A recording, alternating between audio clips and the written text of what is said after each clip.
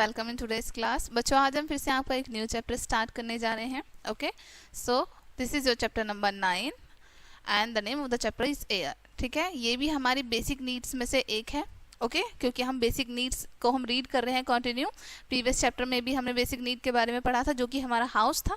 Now हमारी basic need में air भी एक इम्पॉर्टेंट है। ठीक है, चलिए स्टार्ट करते हैं। All living things need air to breathe. जितनी भी लिविंग थिंग्स हैं, ठीक है, जितने भी जीवित प्राणी हैं, उन सभी को सांस लेने के लिए एयर की आवश्यकता होती है। ठीक है, एयर की नीड होती है।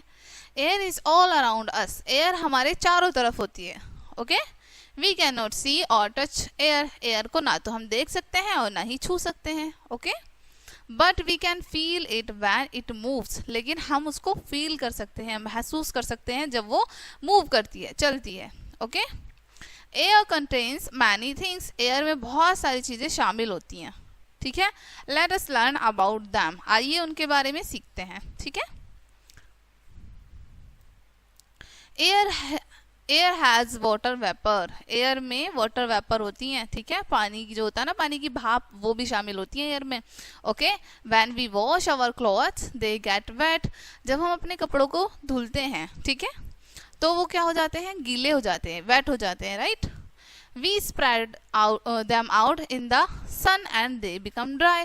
और जब हम उन्हें सन में यानी कि सूर्य की रोशनी में जब उनको हम बाहर डालते हैं सुखाने के लिए, तब क्या होते हैं, वो सूख जाते हैं, ड्राई हो जाते हैं। Right, where does the water in the clothes go. कपड़ों का पानी कहाँ चला जाता है। ठीक है, the water in our clothes goes into the air. हमारे कपड़ों का जो पानी होता है वो हवा में चला जाता है। Okay, the heat of the sun changes water into water vapour. अब जो सूर्य की हीट होती है, ठीक है, वो पानी को वाटर वेपर में चेंज कर देती है। ठीक है, the changing of water into water vapour is called evaporation. अब यहाँ पर बताया गया है पानी जो है हमारा पानी से भाप में बदलता है, वाटर वेपर में चेंज होता है। इस प्रोसेस को हम एवोपरेशन कहते हैं। ठीक है, water vapour is mixed with air. अब वाटर वेपर जो होती है, पानी की जो भाप होती है, वो एयर के साथ मिक्स हो जाती हैं। ओके, सो वी से एयर हैज वाटर वेपर। इसलिए हम कह सकते हैं हवा में वाटर वेपर यानी कि भाप भी शामिल होती है। ठीक है, अब यहाँ पर आपको दिखाया काइंड्स ऑफ एवोपरेशन। एवोपरेशन के प्रकार यानी कि एक तो हम अपने गैस के थ्रू कर सकते हैं, पानी को जो बॉईल करते हैं उसके थ्रू। ठीक है, बाकी आपको सन के थ्रू होता ही है। ठीक है, एयर हैज डस्ट। एयर में डस्ट भी होती है। Okay, close all the windows and doors of our room. अब आपको क्या करना है, एक रूम की सभी विंडोज को, सभी डोर्स को क्लोज कर देना है। ठीक है, paste dark paper on the glass panes. अब जो ग्लास हैं, ठीक है, जितने भी वहां पर विंडोज पर लगे हैं, उन सभी पर एक डार्क पेपर पेस्ट करना है आपको, ब्लैक। ठीक है, allow the light to enter room from a small hole in the door. ठीक है, अब डोर को आपको थोड़ा सा खोलना है ताकि उसमें से थोड़ी सी लाइट आए। ठीक है, बहुत थोड़ा सा खोलना है ताकि उसमें से थोड़ी सी लाइट आए, या फिर उसमें कोई ऐसा छोटा होल हो जहां से थोड़ी सी लाइट आ पाए। Okay, what do you see? आप क्या देखते हैं? You will see many small dust particles dancing in the light.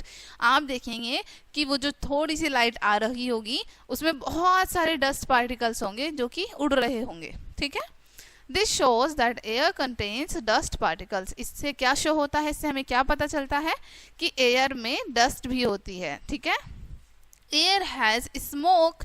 Air में स्मोक भी होता है, धुआं भी होता है। Okay, air gets smoke from factories, vehicles and our kitchens etc. Air में स्मोक कहाँ से जाता है, फैक्ट्रीज से, हमारे जो व्हीकल्स होते हैं जैसे कार, बसेस, इनसे, और हमारी किचन से, इन सभी जगह से स्मोक जाता है। Right, smoke mixes with the air and goes into the atmosphere. अब जो धुआं होता है वो हवा के साथ मिक्स हो जाता है। ओके, और एटमॉस्फेयर में चला जाता है, हमारे वातावरण में चला जाता है। Okay, air has germs. Air में जर्म्स भी होते हैं। Okay, air gets germs from sick persons. Air में जर्म्स कहाँ से आते हैं, अब बीमार व्यक्तियों से। Okay, when a sick person sneezes और coughs, germs from his body go into the air. अब जब एक बीमार व्यक्ति छींकता है, ठीक है, खांसता है, तो उनकी बॉडी के जो जर्म्स होते हैं वो एयर में चले जाते हैं। ठीक है, These germs are mixed with the air and reached to the other people. अब ये जो germs होते हैं वो एयर में मिक्स हो जाते हैं और दूसरे पीपल यानी दूसरे व्यक्ति तक पहुंच जाते हैं. ठीक है. क्लीन एंड फ्रेश एयर के बारे में अब हम रीड करेंगे.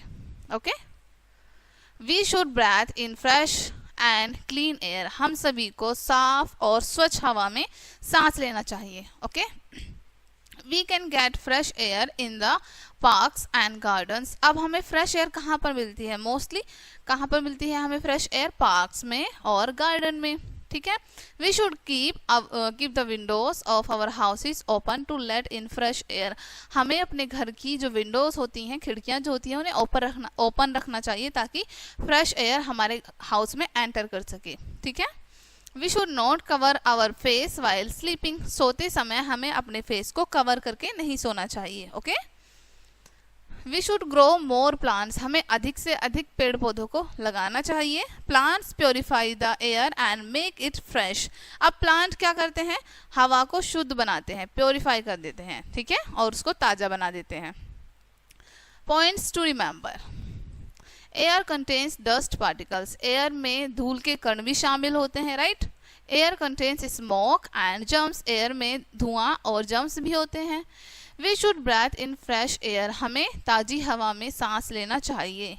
Air is all around us. Air हमारे चारों तरफ होती है. Right. Air contains water vapour. Air में वाटर वेपर भी शामिल होती है. ठीक है. ओके. सो डियर स्टूडेंट्स, ये चैप्टर आपका यहीं पे एंड होता है. आई होप ये चैप्टर आपको काफ़ी अच्छे से समझ आया होगा. मिलते हैं नेक्स्ट वीडियो में एंड थैंक्स फॉर वॉचिंग.